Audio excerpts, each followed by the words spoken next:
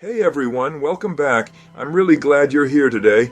We're going to look at a short but powerful teaching from Jesus, the parable of the lamp on a stand. It might be short, but don't let that fool you. This one hits deep. It's found in 3 different places in the Bible: Matthew 5:14 to 16, Mark 4:21 to 25, and Luke 8:16 to 18. That tells us it's something Jesus really wanted people to get. So let's take a few minutes together and talk about what he meant in it and what it means for us today. You've probably heard the verse before. So you are the light of the world, and a city on a hill can't be hidden.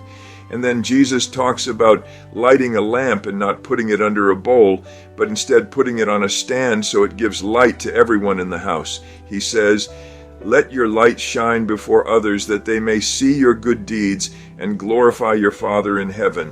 That's the heart of it. Simple words but a big message. Let's slow down and unpack it. When Jesus said, "You are the light of the world," that was a bold statement.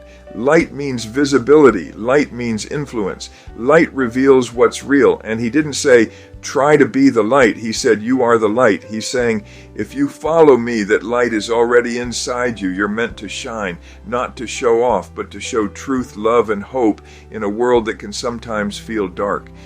Think about this for a second. In the time Jesus lived, people didn't have light bulbs or flashlights. If it was dark, it was dark. You had a small oil lamp, just a little clay dish with a wick. That tiny flame made the difference between stumbling and walking safely. So when Jesus says not to hide your light, that would have made total sense to the people listening. You'd never light a lamp and then cover it up. That would be pointless. The whole reason you light it is to see, to help others see, to make the darkness go away. So he's saying, don't hide who you are. Don't hide what God's doing in you. Don't be afraid to let your light show. Now, let's bring that into our world. Today we've got phones that light up our faces, street lights that keep the night bright, and flashlights built into everything. But spiritually, the world can still feel really dark. People feel unseen. They feel lost. They're struggling with identity, anxiety, fear, comparison, all kinds of stuff. So when Jesus says, "You are the light," he's talking about being that person who brings warmth and direction into the room. You don't have to fix everything. Just shine. Be kind. Be truthful. Be hopeful. Be real. Sometimes just being someone who listens or encourages can brighten someone's entire day. Let's go back to the image Jesus used, hiding the lamp. He says no one lights a lamp and then hides it under a bowl. That's not just about literal light. It's about spiritual visibility. Some of us are afraid to stand out. We dim our light because we don't want people to judge us or think we're weird. We blend in. We keep quiet about what we believe, even when we feel a nudge to speak up or help someone. But Jesus is saying that's not what light is for. You're meant to shine. You're meant to live in such a way that people see the good things you do, not to make you look great, but to make God look good. Think of it this way. Have you ever seen those glow-in-the-dark stickers or sneakers? They don't glow on their own. They have to absorb light first. You expose them to light, and then they shine in the dark. That's exactly how it works with us. We don't create light by ourselves. We reflect the light of Jesus. The closer we stay to him, the brighter we'll shine when things get dark. And if you stay hidden, covered up by fear or shame, you're like that glow sticker still sitting in the box, full of potential but never seen. Now let's think about what this means in everyday life. You don't have to be a preacher or influencer to let your light shine. You can be a student who stands up for someone being bullied. You can be a worker who keeps integrity even when others don't.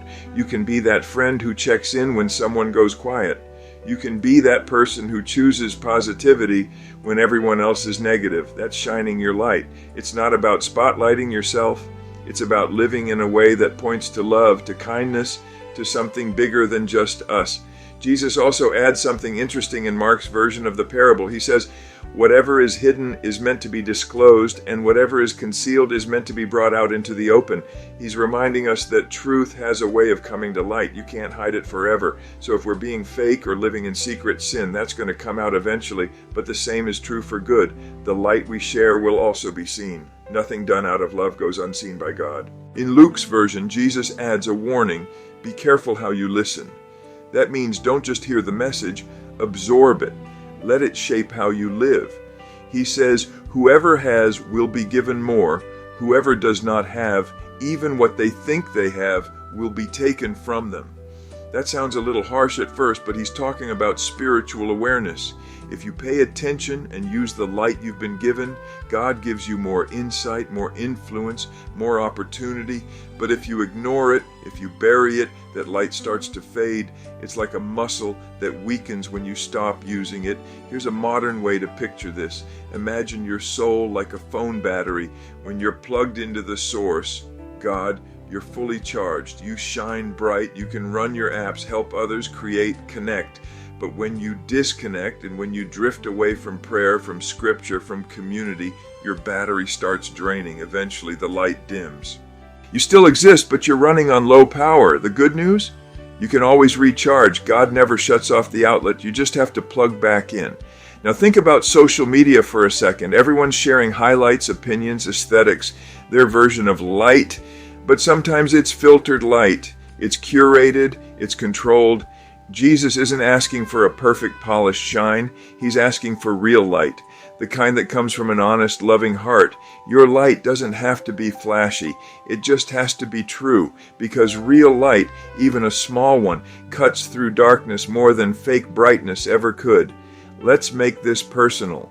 Maybe you've been through things that make you feel like your light's gone out. Maybe you've been hurt, disappointed, or told you don't matter. But Jesus is saying you still carry light. Even if it's flickering, it's there. He doesn't give up on people. He reignites us. He takes that spark of faith and breathes it back to life. And when he does, it's not just for you. And it's so others can see through your story, your growth, your healing. Your scars can actually reflect light. They show where God has been faithful. Here's something interesting.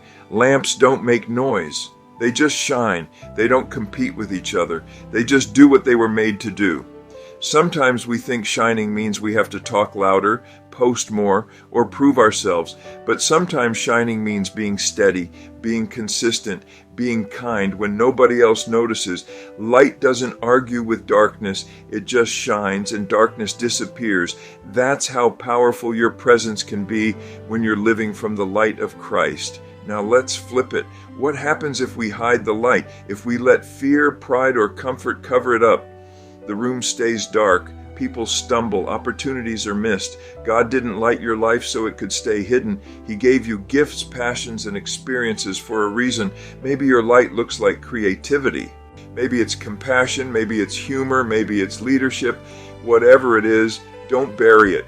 Don't underestimate it, because your light might be the only one someone else sees that points them toward hope. In Matthew's version, Jesus says to let your light shine so that others may see your good deeds and glorify your Father in heaven. Notice, it's not about attention, it's about direction. The goal isn't for people to say, wow, you're amazing. It's for them to see something different in you and realize, God must be real. When people see love that's patient, peace that doesn't make sense, kindness that doesn't expect payback, they see light. And that light draws them to the source. So let me ask you a few questions just for reflection. Are you hiding your light or letting it shine? Are you living in a way that helps others see God's goodness through you? Are you staying plugged into the source that keeps your light strong? Maybe your light's been dim lately. Maybe you've been through a rough season. That's okay. Light doesn't stop being light just because it's small. Even a spark can start a fire. Even a tiny lamp can brighten a whole room. Let's make this practical for this week. Find one way to shine, just one. Encourage someone, forgive someone.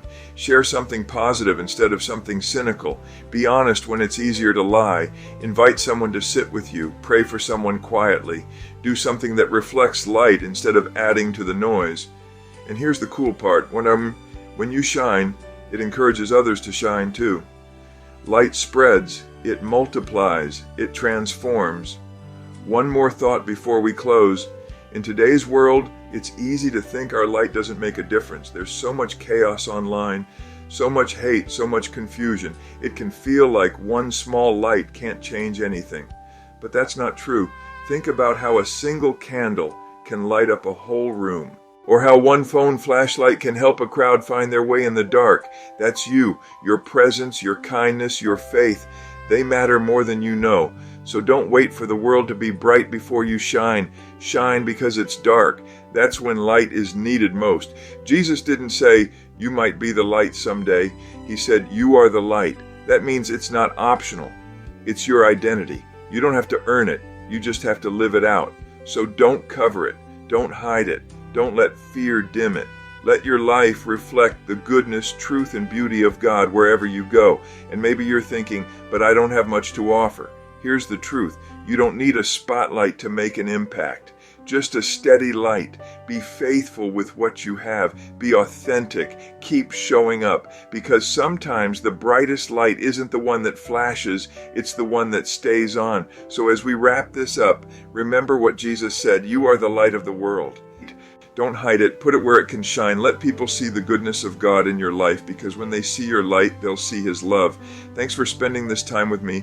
If this spoke to you, take a moment to think about how you can shine a little brighter this week. And remember, even the smallest light makes a difference when the night is dark. See you next time. Keep shining.